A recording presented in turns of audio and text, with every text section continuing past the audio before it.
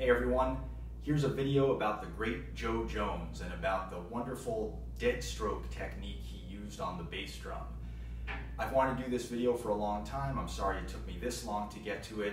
This is related to the video I did about Gene Krupa's dead sticking technique, and I mentioned in that video that Joe Jones used dead sticking a lot as well in a variety of great ways, and one of them was he would play the bass drum with a dead stroke on almost every note, whether it was accents, playing figures, and in particular when he was playing time on the bass drum, playing 4 to the bar on the bass drum, every note was a dead stroke. So in other words, instead of letting the beater rebound off the bass drum head, the way I think we're usually taught is good bass drum technique, he would do the opposite. He would leave the beater against the head between each stroke to muffle the sound. So I will attempt my first ever edit and cut away to the bass drum for a moment and try to demonstrate this.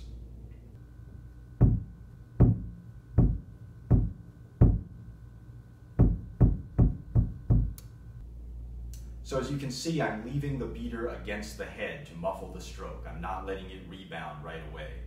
And not only did Joe Jones play this way, but it's actually a fairly common technique in jazz drumming. Lots of great jazz drummers in every style and era of jazz played the bass drum this way. Not all of them. A lot of great drummers did play with a rebound stroke, but this dead stroke technique on the bass drum was fairly common, and I'm surprised it's not talked about more. Again, everything I see about the bass drum always tells you not to do this, to let the beater bounce off the head. But there are some good reasons for playing with this dead stroke technique, and when I was younger and I used to hear people say not to do that, and I would see these videos of Joe Jones, I would think, well, it can't be completely wrong if Joe Jones is doing it. And you can see Joe Jones do this in a variety of videos. There's a great concert with Coleman Hawkins and Sweets Edison. There's also something with George Benson and the tap dancer Jimmy Slide. You'll see Joe Jones play the bass drum with this dead stroke technique. And Joe Jones used a wide open bass drum, no muffling at all. And that was pretty uncommon. Even back then, when by today's standards, bass drums weren't muffled too much, back then they weren't really stuffing their bass drums full of blankets or pillows. They would usually use some felt strips or something, minimal muffling, but at least something. So Joe Jones, it was pretty rare that he would use no muffling in his bass drum whatsoever. One of my favorite recordings of Joe Jones is a quartet record he did with Lester Young and Teddy Wilson called Prez and Teddy.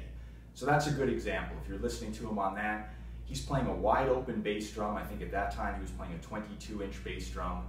So if you can imagine a completely unmuffled 22-inch bass drum, if he was letting the beater bounce off the head and getting an open sound on every note, the ring and the overtones that would build up from that bass drum, it would just be kind of uncontrollable and would sort of get in the way of the music. So, but likewise, if he muffled the bass drum down and then he wanted to get an open sound, he wouldn't be able to get it because the bass drum would be already muffled. So he's muffling it with his foot. He's not using any other kind of muffling. He's muffling with his foot on every stroke. This gave him a huge dynamic range because if he wanted to play the bass drum completely wide open for an effect, he could, but he could also get a very muffled sound. So he was doing all of that with his foot. It's an incredible technique. But, as I said, a lot of jazz drummers played this way and still do, even on bass drums that have a little muffling. And the bass drum that I have a felt strip on each head, so there's some muffling, but it's still a pretty open sound, and this technique works great on it. I'll play, this is a rebound stroke, and then here's a dead stroke. So hopefully that will come across. I'm just recording this on my phone, but definitely here in the room, there's a huge difference between those two. And Joe Jones and these drummers, I think one of the reasons why they like to do it is you can play the bass drum this way, even fairly forcefully, without it interfering with the bass, without all these overtones building up. The only time this won't really make a difference in sound is if you have a completely dead bass drum, again, stuffed with blankets or something, then there's not going to be a big difference or any difference in the sound between a rebound stroke and a dead stroke. But as long as you have a little ring in your bass drum, this can really make a huge difference, give you a big dynamic range, and allow you to play the bass drum without the tone interfering with the band. This just gives a nice percussive quality to the notes of the bass. It just gives a nice percussive quality to the beat, and it's almost like tapping your foot on the floor. It's a worthwhile thing to check out, I believe. And another thing that I like about it, this is a personal thing, but I like the feel of maintaining contact with the instrument. I talked about that in the other dead sticking video. And I feel this gives a really grounded feeling to the time. I think it gives a really solid foundation to the beat, a solid foundation from the bottom up. And I also feel very balanced on the instrument playing this way. If you want to check out this technique and it's not something you've done before and you're used to letting the bass drum beater rebound off the head, this can feel a little strange at first, and there can be a temptation to play it too loud, to really jam the beater into the head, to kind of like plow through the bass drum head. And that's not really what this is. When you hear people talk about burying the beater, that's not what this is. This isn't jamming the beater into the head. This is just gently leaving the beater against the head after the stroke. Also, sometimes you can get a little bounce if you don't really do it solidly. You can get a little bounce, almost like a little buzz roll on the bass drum with your foot. So a few ways to work on this. If you think of just tapping your foot on the floor, if you're just tapping your foot on the floor at a moderate tempo, you're probably leaving your foot on the floor between each stroke. You're probably not having your foot bounce off the floor immediately and then keeping it held in the air until the next stroke.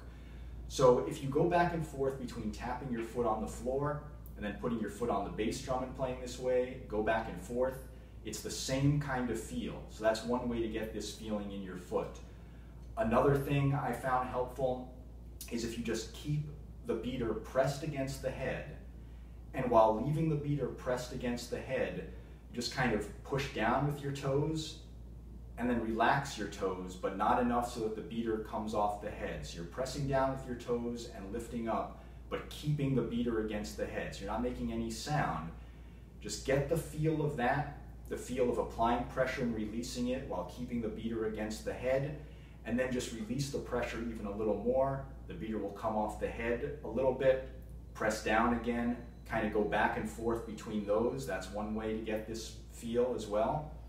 Another thing that I found helpful is to play the hi-hat with your bass drum foot. Because if you think about it, the hi-hat, unless we're splashing the cymbals, that's pretty much a dead stroke all the time that we're playing on the hi-hat.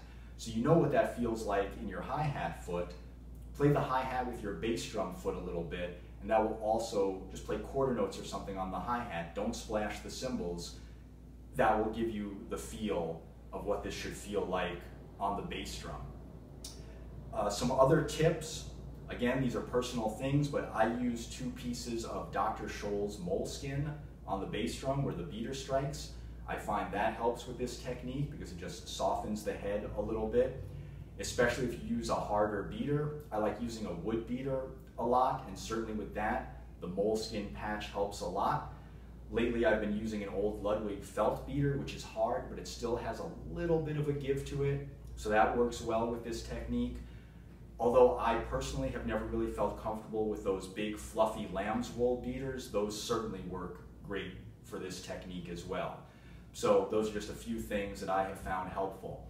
But check this out. Again, I'm surprised it's not talked about more. It's a very common technique in jazz drumming.